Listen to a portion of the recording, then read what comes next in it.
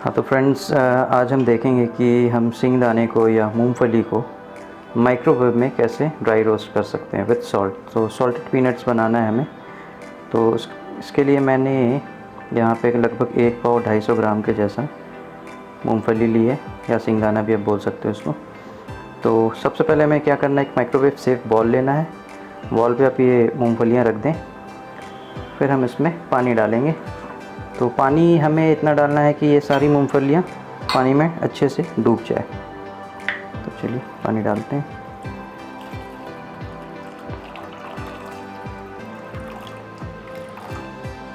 तो मैंने सारी मूंगफलियों को अच्छे से पानी में भिगो दिया है।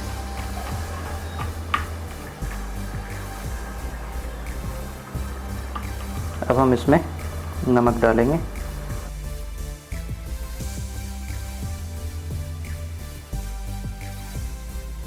मैंने करीब 3 चम्मच के लगभग इसमें नमक डाला है। इसे मिला लेते हैं थोड़ा।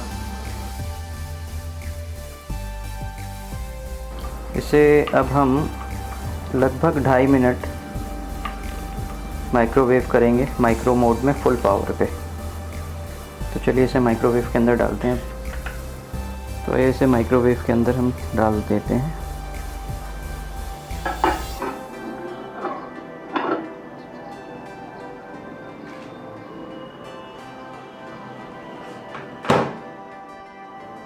अब हम इसे माइक्रो मोड में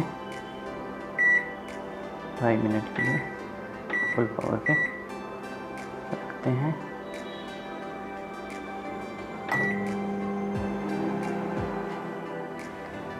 तो 2.5 मिनट माइक्रोवेव करने के बाद मैंने इसे निकाल लिया, और इसे हम लगभग 4 से 5 मिनट यूं ही छोड़ देंगे गर्म पानी में। उसके बाद हम इसकी पानी निकाल लेंगे, फिर आगे का प्रोसेस देखते हैं। तो मैंने एक स्ट्रेनर की हेल्प से मूंगफलियों से सारे पानी निकाल लिए हैं। अब हमें करना ये है कि अब हम इसे फिर से माइक्रोवेव करना है। इस बार हम इसे 6 मिनट के लिए माइक्रोवेव करेंगे, और हर 2-2 मिनट के इंटरवल पे हमें इसे बीच बीच में चलाते रहना है। तो हमारी मूंगफलियों से सारा पानी निकल चुका है, और अब ये फिर से माइक्रोवेव के लिए रेडी है। तो चलिए इसे फिर से माइक्रोवेव करते हैं 6 मिनट के लिए। तो मैंने इसे रख दिया है। अब हम इसे 6 मिनट का टाइमर लगा के माइक्रोवेव करेंगे फुल पावर पे।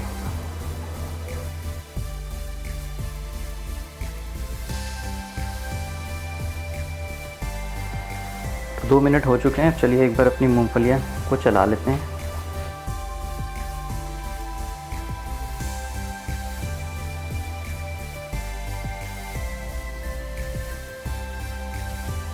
अब हम इसे फिर से 2 मिनट के लिए माइक्रोवेव करेंगे, एंड देन फिर से इसे एक बार हमें चलाना है। 2 मिनट और बीत चुके हैं। एक बार इसे फिर से अलट पलट करना है हमें। मूंगफलियों से पानी भी पूरा सूख चुका है, और एक इसमें से भीनी भीनी सी सौंधी सौंधी सी खुशबू आनी स्टार्ट हो चुकी है। चलिए फिर से आखिरी 2 मिनट इसे और माइक्रोवेव करते हैं। तो हमारी मूंगफलियाँ पूरी तरह से रोस्ट हो चुकी हैं, ये पूरी तरह से रेडी हैं। अब मैंने इसे 6 मिनट प्लस 2 मिनट और एक्स्ट्रा मैंने इसे रोस्ट किया है। तो आपको पता कैसे चलेगा कि आपकी मूंगफलियाँ रोस्ट हुई हैं या नहीं हुई हैं? तो जब आप रोस्ट कर रहे हो माइक्रोवेव में से, और आपको चटकने की आवाज़, मूंगफलियों से चटकने की आवाज़ आने लगे, तब आप समझना ये मूंगफलियाँ अब ऑलमोस्ट रोस्ट हो चुकी हैं।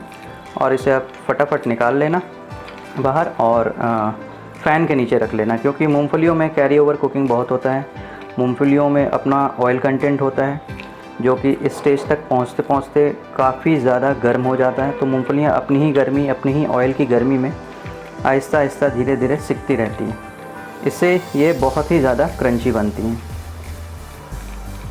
तो चलिए अपनी मूंगफलियों को थोड़ा ठंडा होने देते हैं, उसके बाद फिर इसे हम खाने के लिए ये रेडी रहेगी हमारे लिए। तो जैसा कि आप देख सकते हो, हमारी मूंगफलियाँ पूरी तरह से रेडी हैं। अब ये ठंडी भी हो चुकी हैं, और इनमें एक अलग सा आपको खनक महसूस हो रहा होगा। आपको शायद आवाज़ आ रही होगी इस खनक की, इतनी अच्छी तरीके से रोस्ट हुई हैं। तो जैसा कि आप देख सकते हो, अगर मैं छिलके हटाने की कोशिश करूँगी, कितनी आसानी से ये छिलके हट जाते हैं। ये आपको बिल्कुल वैसे ही मूंगफली लगेगी जैसा कि आप बाज़ारों से लेते हो। बाज़ार में मूंगफलियों को नॉर्मली नमक में या फिर रेत में उन्हें रोस्ट किया जाता है, ये बिल्कुल वैसा ही आपको इसका भी स्वाद आएगा। और अगर आप इसको देखो तोड़ के अंदर से थोड़ी सी, तो ये हल्का इसमें रेडिशपन सा दिखेगा आपको। वो ऐसा इसलिए है क्योंकि जैसा कि मैंने आपको पहले बताया था कि मूंगफलियों में अपना एक ऑयल कंटेंट होता है, और जिसके कारण ये कैरी ओवर कुकिंग के कारण ये धीरे धीरे सिकती रहती हैं, तो ये उस कारण से आता है। और ये काफ़ी क्रंची है, अगर मैं खा के देखूं तो काफ़ी क्रंची है और हल्की सी नमकीन। आप घर पर बनाओ, बहुत ही अच्छी बनेगी, और आप एक बार इसे ज़रूर ट्राई करो। आशा करता हूँ कि आपको मेरी ये वीडियो पसंद आई होगी। अगर आपको मेरी ये वीडियो अच्छी लगी हो तो प्लीज़ लाइक करें, सब्सक्राइब करें, and thank you for watching.